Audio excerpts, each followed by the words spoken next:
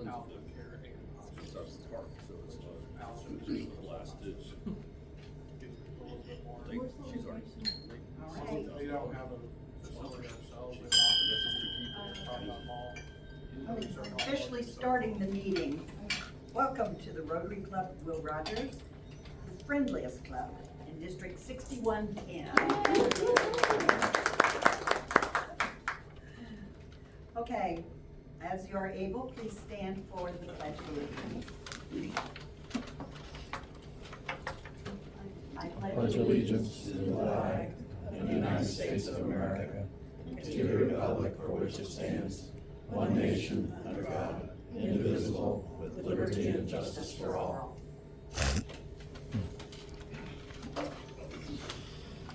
We also start with words of inspiration. And I had not heard of them, Vernon Sanders' Law, but what he said was pretty good. Experience is a hard teacher because she gives the test first and the lesson comes after.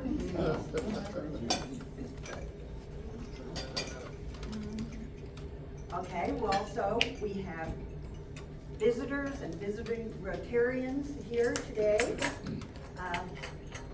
I don't know how many of you remember Kitty Morrell from, she went to the pencil box with us. So she's done a service project, a social, and now she's come to a meeting. Well, she's a member then.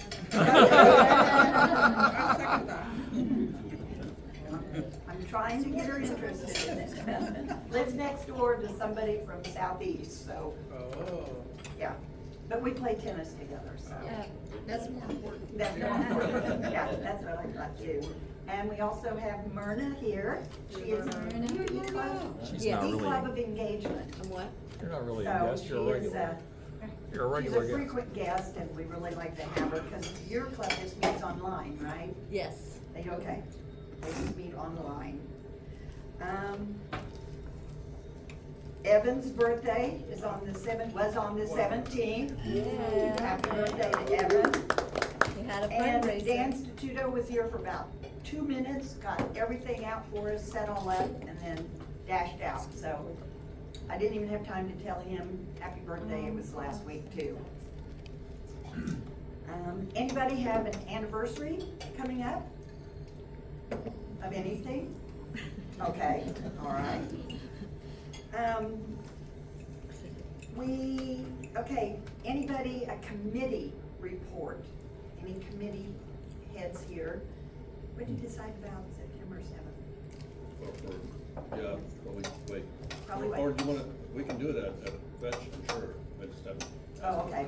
Tom's looking into someplace we maybe could go on September 2nd. It's a Tuesday night, just be casual, and he's got an idea. And so we will let you know next week, because we still have one more meeting before that. So it definitely won't be the baby shower. No, Okay. no, we're gonna No, I wait just- yeah. on the baby shower. I thought maybe she could bring, it's JT to a meeting for show and tell, and then we'll all bring her a little something. So Carson's baby was born on August 10th, No, 9th. I thought it was the 10th. What's Karen's birthday? the night. The 9th, okay. It was 11:40 p.m. Oh, 11:40 p.m., okay. I didn't hear about it until the next day. We have a couple new members. Sean is only coming to our evening meetings once a month. He is in veterinary services. And Kevin he's been to all of them so far. We are waiting till Patty's back to do any kind of orientation for the new members. She had some ideas, and so I wanted Kevin, and I need to email Sean that we'll get some sort of orientation going as soon as we get Patty back. She is the co-chair of the club, co-president. Okay, Susie sent me a text, even though she's traveling. She still is encouraging us to buy from Pampered Chef. So, I put in the email out to all you guys, I put the link, because Sunrise, we are in a battle with them, and they have, sold $1,000 more of Pampered Chef than we have. So, you know, maybe for your family members for Christmas, or on your Facebook page, or something like that, to see if we can at least come close. We get 30% Oh, that's of good. any dollar amount that we sell. That's good. Okay, since Susie is also not here, I'm in charge of anybody that has a brag, or a happy note, or whatever. Oh, Laura, We're coming up on the Alzheimer's Walk here in Tulsa. It's gonna be September 20. I'd love to hand this around. There's a couple of ways you can help out. Obviously, donations are appreciated. Rotary is a national sponsor of the Alzheimer's Walk, so we get a booth there, and you are welcome to come and walk, or you're welcome to come and help us at the booth. We'll be there probably around 7:30-ish if you wanna stand at the Rotary booth. The walk, it's not a long thing, you can take part of it, you can do none of it, it's up to you. So kind of three things: donate if you wish, sign up on our team, which is our district Rotary 6110 team. We actually get credit for the number of people that are on the team, so to speak. So that helps us even if you're giving donations elsewhere. And then also, you can walk, and it's a great day. It's actually a really positive day and a lot of fun, and we have lots of flowers. So I'll pass it around, and you all can scan the QR code, or if you want, I'll send you a link, whichever's easiest for you. Thank you. any other? Evan, I got one for my kids starting school back today, all right. 6th and 11th grade respectfully. I was told they were like sloths getting out the door this morning. So I wasn't able to be there, but I'm glad to be there. And then I was gonna brag on Susie. She's an official volunteer now for River Cross Hospice. And she helped put together these little trinket bags I'm gonna pass around the tables for you all to have. And she really wants someone to do it with her. Oh. She only wanted to do admin work. She wanted to do the direct one-on-one with folks. But she put together these little trinket bag things I'll pass around here in a minute. But Okay. thank you, Susie. Yeah, Susie's, what, Michigan? And I don't know. she's been a part of this meeting quite a bit. I know, right? Yeah. There's an emotional support talk. Are you gonna put $1 in for your plug for Alzheimer's? I don't have any dollars. Oh, okay. Golly, jeez, you guys. You know how many Rotary meetings I go to every time? You got $1 for it. Oh, looky there. Man, thank you. It's a good cause. It's a good cause. Yes, it is. That's a donation, that's tax deductible. I would say that, just to remind everybody that in order to make our budget, we are trying to pay for all the speakers' lunches, and to help out the budget. And so, I tried to pay today, but Tom was already paying. I know. But Thank you, so, Tom. my money will just go into the pot, and it would be nice if people kind of didn't wait until the week a speaker was here, but just go ahead and pay what, you know, if everybody just gave $15 in advance, we'd have that whole budget item covered. And then Jenny could just buy lunches for everybody all year, so just keep that in mind.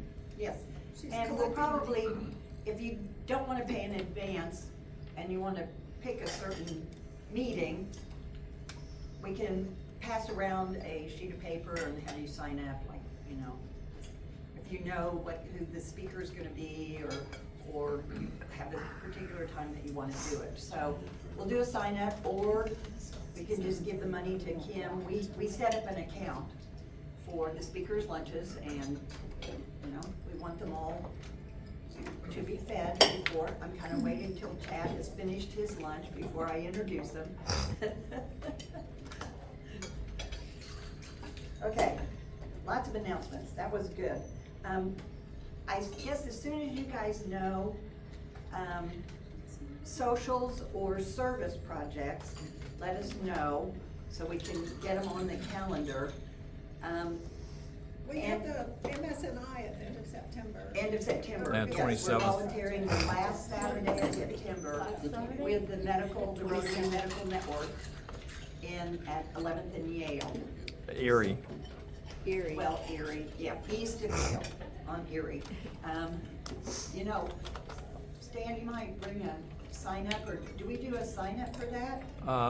Put the word out starting in first part of September and make sure everybody knows that Okay. that's our day. Okay. We'll And, either and, sign up and for- we'll take volunteers or anybody from other clubs who want to come out and help out. Yes. We will never look a gift horse in the mouth. No. What time does it usually start, Stan? 8-ish, 8:30, and we'll have refreshments there in the break room, bagels, muffins and stuff. Yeah, there's usually a little something to get you going And for then, the day. and then, you know, usually we'll be done by about 11:30, quarter till 12, and Yes. it'll be shutting For down those around. that haven't done it, it's very interesting. All the hospitals and clinics in the area, their surplus items, things they are replacing, or whatever, are brought to the warehouse, and we inventory them, and it goes into a computer, and then they fill containers for, usually it's third world kind of countries. I think the most recent ones have been to Ukraine, so it's a good cause. Ukraine, Uganda, Kenya, Mali, Philippines, Marshall Islands. Yeah. Trying to think where else, but Okay, I'm going to introduce Chad, since he's finished his lunch.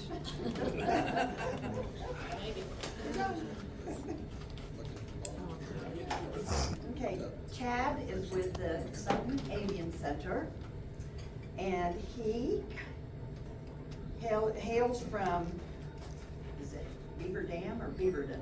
Beaver Dam. Beaver Dam, Virginia. I wonder if there was a beaver dam there at one point, I'm assuming. Probably. He grew up with a passion for the outdoors and science. He went to Washington and Lee University and graduated with a degree in chemistry. He got his Ph.D. from, is it Carnegie Mellon, in the same field, and developed a technology to purify water and wastewater. His postdoctorate at Cornell focused on new methods to convert carbon dioxide into polymers. He moved to Oklahoma in 2013 and worked with Phillips Research Center in Bartlesville. And after 10 years, well, you did jump the fence line to go to all of that chemistry and Phillips and pursue a more entrepreneurial roles, and he joined the Sutton Center in January of 25, so he's just been there about 8 months. The board of the Sutton Center charged him to lead the organization through a period of change, and his talk today will emphasize some of those changes, starting with a historic description of the center's impact, a summary of their current programs and personnel, and their path to the future. So I'd like to introduce Chad Ellis.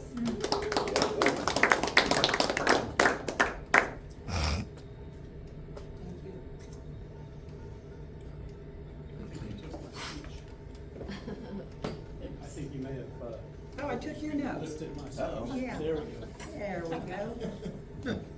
I could wing it. No. No pun intended. Yeah. Thank you for having me today. Thank you for the lunch. Let's see, how many of you have heard of the masked bobwhite? Mask bobwhite. At least one. And how about Atwater's prairie chicken? One more. So after today, you're gonna know a lot more than you know now, and that's okay. Those are some of the birds that we're working on today, and I'll tell you how we got there. The Sutton Avian Research Center was founded in 1984 in Bartlesville, Oklahoma. Our namesake is George Miksch Sutton, who was a renowned Oklahoma ornithologist and OU professor. He was trained at the Cornell Lab of Ornithology. which I went and toured when I was there. It's a fantastic facility. If you're ever in the Finger Lakes region, you should definitely go check it out. And we were founded as an institute to bring back the eagle to the prairie ecosystem, because in the region, the eagle was non-existent. This was in the 1980s. DDT had just been phased out by the EPA, and what DDT did to the eagles was it bioaccumulated in the food chain and it made the eggs very weak. So even if there was a nesting pair, the eggs would be crushed under the weight of the adults, and then you have no babies. And so, sort of with that environmental change, the founders had this vision to bring the eagles back. One of the founders was named Steve Sherritt. He was also trained at Cornell Lab of Ornithology. He was a world-renowned falconer, passionate about birds and conservation. And he led the Institute from 1984 all the way up until last year. He just passed. He was the executive director for about 30 years and then director emeritus for about 10. But one of his colleagues and a friend of George Sutton's was a man named Warren Hardin. Warren Hardin was the co-founder. Warren Hardin remains with us today. He's our board chair and still has a strong vision for the future. He got to know George Sutton through his career as a naturalist. He worked for a company that would take people on trips to go sort of adventure around and see hard to find species and exciting species. And so he worked with George Sutton down in Mexico, trapping birds and studying them. And George Sutton has an extensive art collection, and some of those birds were the subject of his art. Let's see. Some of George Sutton's artwork is there at the center, and some of it is scattered around various notable museums. The Field Museum in Chicago, there's some at Cornell, there's some at the Noble Museum in Oklahoma City, and then in private collections. And so you can sort of think of our history in three phases. We had the Eagle effort, which was the 1980s to maybe the aughts, and we were successful in bringing the eagle back. There's now 300 pairs in Oklahoma. It's off the endangered species list. And when you're successful in a conservation effort, you put yourself out of work, right? So literally, it goes off the list and the funding dries up for conservation. Now the eagle's kind of special. There's some other laws that make that keep attention on it because it's an important symbol of our nation. But we had to shift focus and work on other things. So when you're raising eagles, you gotta have food for the eagles.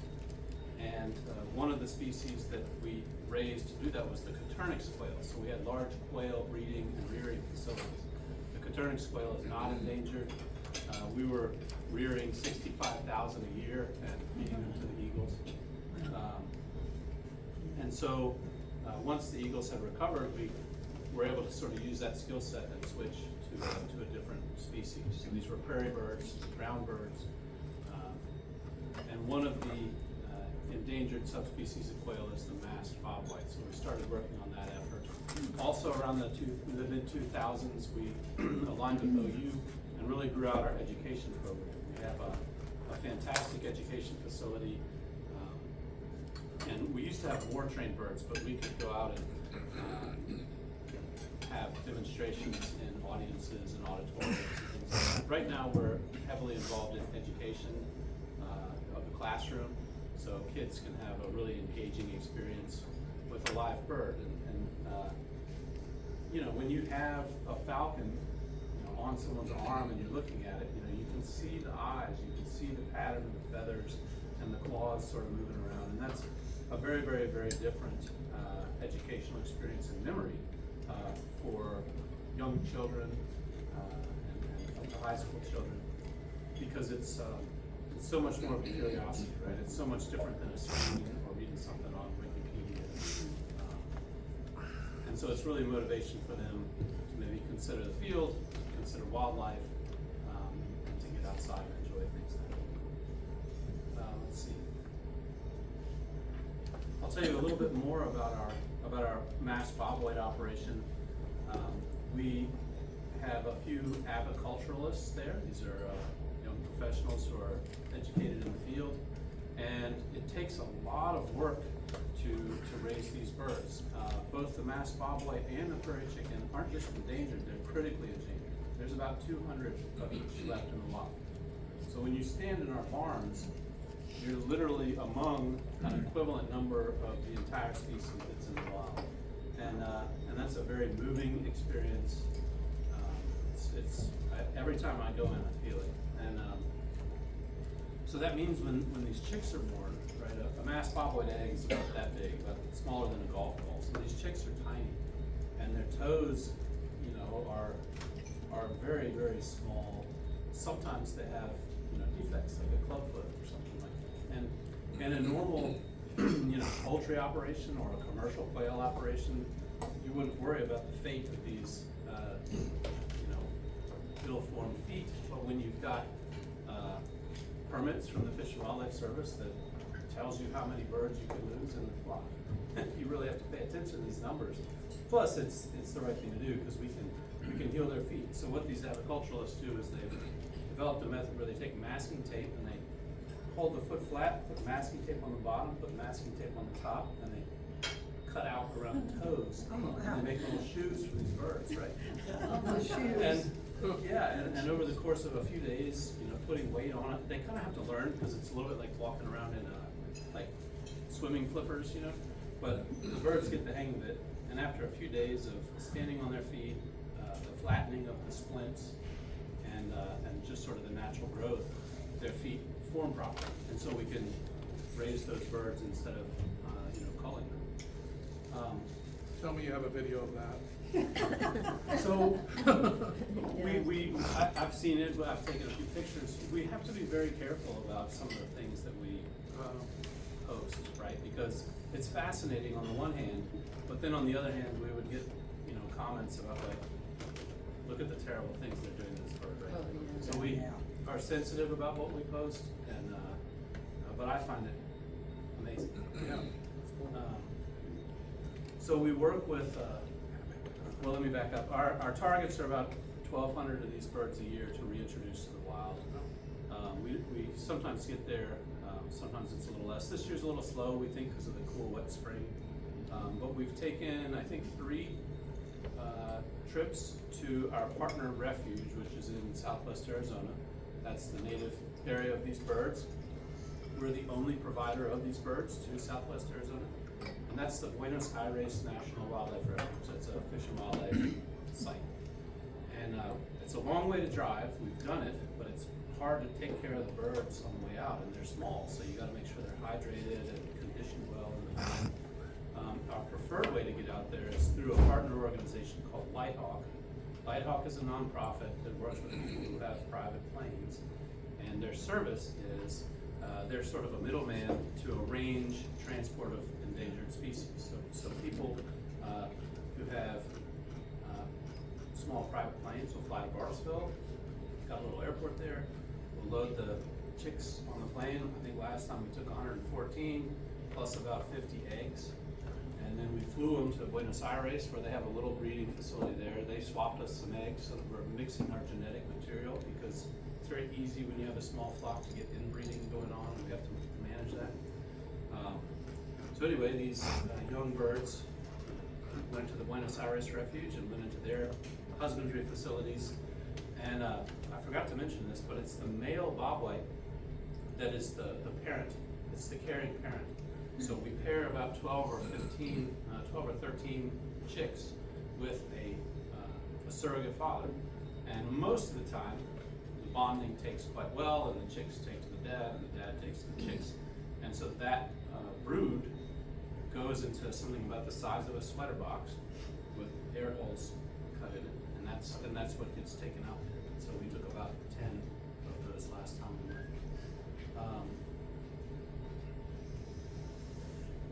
And the prairie chicken facility, prairie chickens are a different kind of bird. If you have a chance, get on YouTube and look up prairie chicken lek, L-E-K. Most of what you'll see is probably greater prairie chicken, but Atwater sounds the same. These birds have the most unbelievable breeding facilities and mating dance. I said facilities, breeding grounds and mating dance. They, stomp their feet and sort of wiggle their head and flap their wings, and then poof out these like really big orange balls on their neck.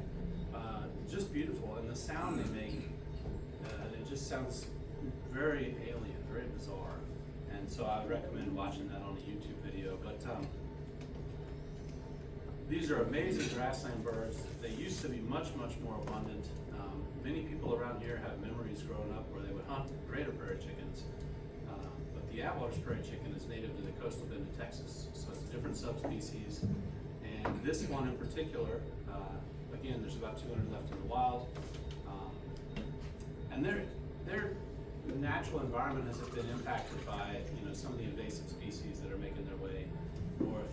Fire ants are one. There's a lot of flora that have moved into the area, which have sort of changed the grassland from sort of an open grassland where you can make your way around as a ground bird to one where it's a much more occluded path and you have to fly more.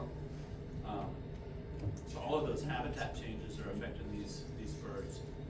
But the team there in Bartlesville, they've been working on Atwater's prairie chickens since about 2015, so that's sort of our newest effort.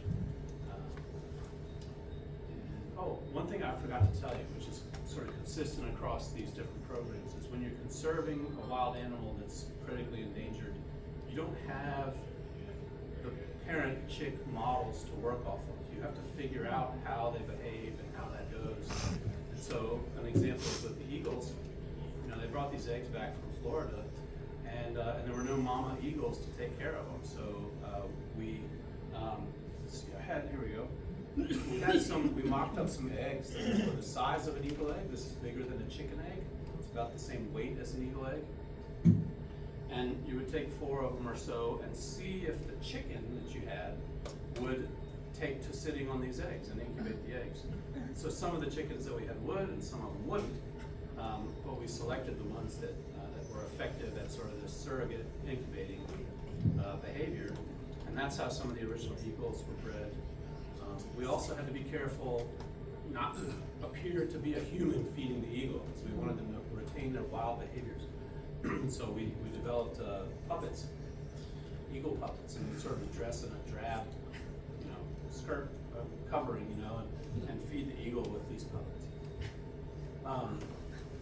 So it's not only a breeding operation, it's sort of a developmental psychological operation too, because you want these critters to be able to survive when they get released. They have to know to run away from snakes, or they have to know to attack if they're a falcon, right? Attack. Let's see. So that's sort of our conservation efforts in a nutshell. And our survey programs and research programs are also a very important part of what we do. We run 2 of, if they're not the biggest, they're close to the biggest surveys, bird surveys in the state of Oklahoma. We do these surveys at specific sites on a grid all across the state. These are our breeding bird atlas surveys and our winter bird atlas surveys. These occur about every 10 years. And these long-term, large-scale surveys are intended to provide an awareness of trends that you otherwise wouldn't observe, right? It's kind of analogous to the frog in slowly boiling water, where if you don't notice where you started and where you ended, you may not notice the change. And it's the same with our, songbirds and wild birds all around us. If you don't have that data written down and really done in a systematic way, you can't say whether or not you're gaining or losing population. And so those surveys are very important. We do some other prairie chicken surveys funded by the state of Oklahoma. We continue to monitor some of those bald eagle nests. We have a survey team, volunteers, and they go around and determine if a nest, because they get used year to year to year, usually, sometimes they skip over a year. We look for viable offspring, is it occupied, that kind of thing. And then there's some other, work that we get called on to do, like there's a big push now to install wind and solar. Well, these take up large amounts of acreage in the grassland, and so the conservation side of things wants to know, well, what's the effect of putting these in an area where maybe we have a sensitive species? Is there a better way to design a solar field so that perhaps you have passages where they can get through? What are some of the best practices there? So some of those questions are being asked all over the Midwest, and we're part of groups that are trying to answer them. We give out a few awards. I was able to give out an award at the Night of Scholars and Champion. It was the Conservation Hero Award. It went to a high school student who's focused on areas that are related to what we do. And so, you know, it was modest, but it was recognition and hopefully gives her some encouragement in her career. The Sutton Award is an art award that sort of recognizes our namesake. That occurs in the spring. And we solicit art from all over the state, from high school students, and then there's a judging that goes on, and we give out close to $20,000 in awards for that. So that's a big event for us. And we also provide internships for college and high school students so that they can come and learn these conservation techniques. One of the things that we try to achieve is, you know, we're trying to create the conservationists of the future right here, so that they have an awareness of the needs in Oklahoma. I could talk some more about our programs, and happy to address any questions about that. I have to, you know, give some shameless self-promotion for our organization. This weekend is Wild Brew. It's our biggest fundraiser. That's how I got to know Tom. It's at the Arvest Convention Center, which is just near here. You should definitely all come. We have some other fundraisers around, but the website for that is wildbrew.org. It's the biggest restaurant and brewery festival around. It's been going for 27 years, and it's really an incredible event. And so I mentioned, you know, some of the changes that are going on at the Sutton Center and what's next. You know, our 5-year plan ran from 2019 to 2024. And if you think about that period of time, there's a whole lot of change that occurred in that period of time. And so our next 5 years, I think, is going to look different. In January of 2025, I joined the Sutton Center. In late January of 2025, the whole idea of federal funding and the stability therein changed. For better or for worse, that is an area of uncertainty that we need to think about and address and consider. About 2/3 of our support comes from federal funding, primarily for the mass bobwhite and the prairie chicken. And so, what are we going to do differently to either continue the programs that we have or make them financially sustainable? Important questions.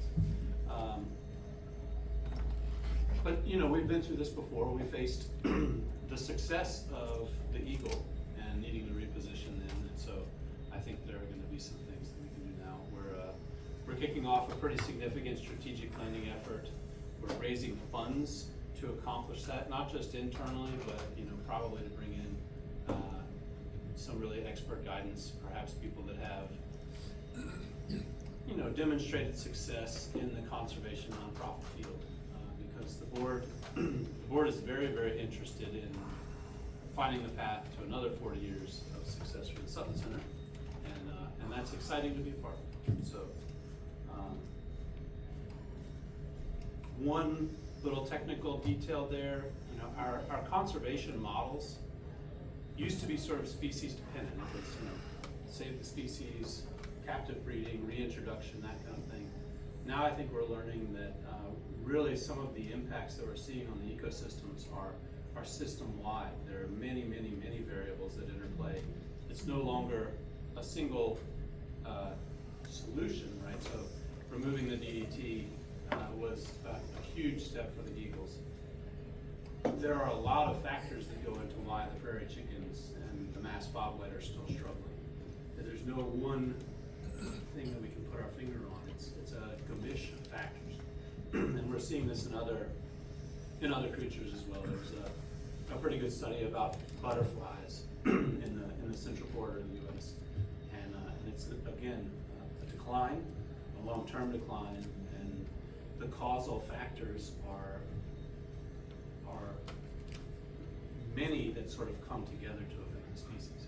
So that's something that we're, you know, considering positioning ourselves more toward addressing. I'll stop there. We have some propaganda on the back table if you're interested in looking at it, but I'll take questions or anything like that. Yes. Can anyone come and visit the center, or? You can. We're not set up like a zoo, but you know, if I would recommend calling ahead and coming up there and making an hour. You can see most of what we have. We're situated pretty closely to Will Rogers, so that's like a nice half-day trip. Come up there, see our facility, and then spend another hour or 2 or 3 at Will Rogers. They've got a fantastic museum if you haven't been there. Yes, sir. Is there any data available to compare the number of birds killed by wind machines and a number of birds sucked into jet intakes? I'm sure there is data. I don't have it on the top of my head, but I think there are sort of collision deaths, and then there are like the disruption impacts, and so Environmental disruption impacts. yeah, and just a rotating windmill is sort of a giant thing on the horizon that wasn't there before. So do the birds avoid that area? It may be perfectly safe for them right under the windmill, but they might just not want to be there. And maybe I'll answer that with an analogy. Some of the work we've done is around fence line collisions. So grasslands have had lots and lots of row crops take up their acreage, but then lots and lots of fence line for ranging. And barbed wire fences are hard to see, and these birds, when they flush, it's an instinct to avoid predators, right? So it's right, and when they flush, if they don't see the fence and they hit it, it can injure them or kill them. But if you go to Lowe's and go to the vinyl siding section, there are these little strips that are like mini siding strips. I forget what they're for, but they're like for edges or angles or something like that. And you can cut them about 6 inches long, and they clip right over the barbed wire. And if you do this every 5 or 10 feet, that gives the barbed wire enough relief that the birds can recognize the collision hazard and do a better job of avoiding it. So that's data that we have directly participated in and generated and seen those effects. So, but yeah, a lot of people are studying that. A lot of times it's in conjunction with the energy industry that's installing the facilities, because they recognize the need to participate in conservation too, and they want to be able to say they've done their best to avoid the issue. That's interesting. Yeah. What school system do you take? Is it mostly Bartlesville that the students? That's mostly where we focus, just because sort of the local awareness. But we went to Stringtown, Oklahoma, which is down close to the Texas border. You're closer to Dallas than Bartlesville when you're down there. Usually when we go that far, we kind of ask for like a travel stipend to offset some of the travel costs. But we go all over. We go to festivals, outdoor events. Let's see, we've been to non-school groups as well, churches and things like that. I saw where the lesser prairie chicken has been taken off the endangered species just recently. Is that because it's successfully restored, or because they gave up? Great question. So if I remember correctly, it might have been on the threatened list. So there's different like rankings of how bad off the species is, right? And endangered is sort of the worst threshold, and that's when you get the most resources. Threatened is when you're very close to being endangered, and that initiates monitoring and surveying activities. And so that's what initiated some of the funding for our work out in western Oklahoma. This is where things get very interestingly political. Endangered species are something that nobody wants on your land, because now you're accountable to rules that you didn't sign up for as a property owner, right? Or as a real estate developer, or as someone with a pipeline right of way. And so, and not judging any of those interests, but if you can sort of move the needle on what's considered to be a threatened species and get it off the threatened species list, well, now it's less of a problem, right? So this is where things get very political. The late Senator Inhofe, who I met and was a big fan of, he worked very, very hard to get the lesser prairie chicken off the threatened list. And at the end of the day, it comes down to data and judgment and regulations. And so these are people making these decisions, and interesting to see it play out. But we hope the funding stays to keep surveying the birds, because that's what we enjoy doing. We send half a dozen people, and they drive out in the Panhandle on a grid,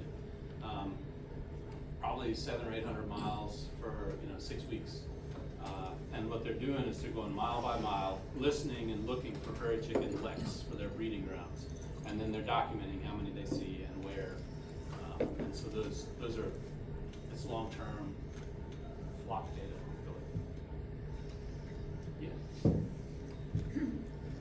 I know this is backing up, but when you're raising the baby eagles with the puppet, feeding them and that kind of thing, and they grow, how do they learn how to hunt if they don't have parents to?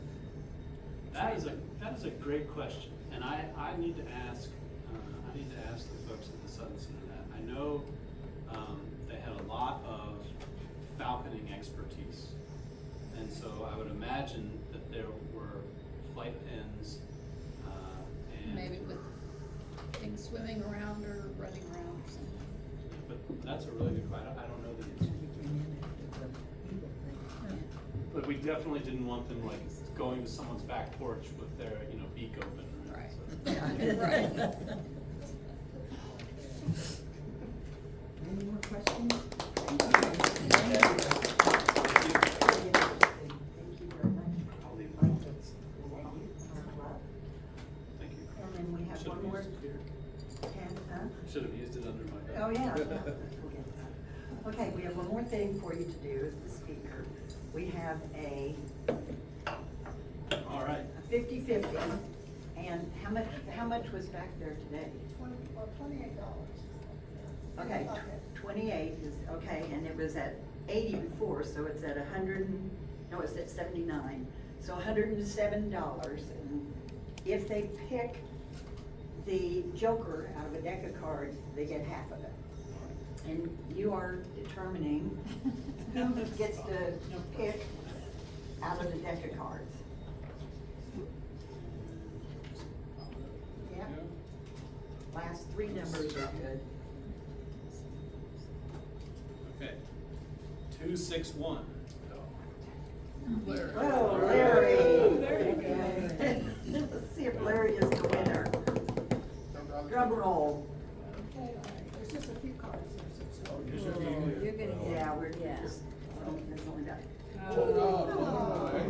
And Not the winner.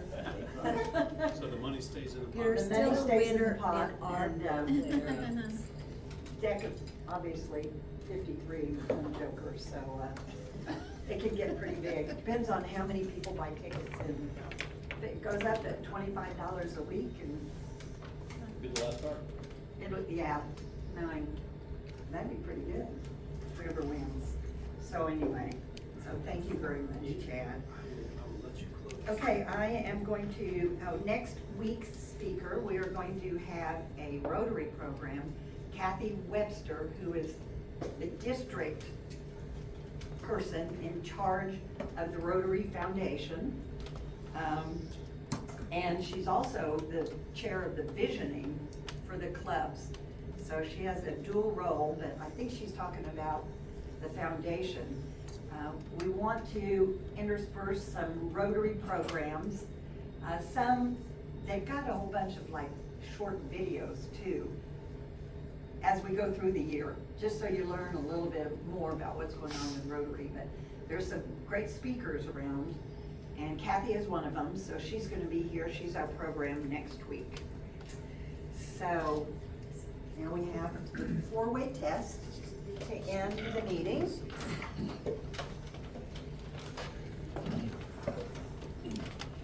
Is it the truth? Is it fair To all concerned, will it build goodwill and better friendships? Will it be beneficial for all concerned? And will it be fun? So enthusiastic. We haven't written it in, but we all. Will anybody get hurt? Will anybody Okay, find I'll out? ring the bell. Thank you for coming. We have a new volunteer. Thank you, Chad. Appreciate you coming.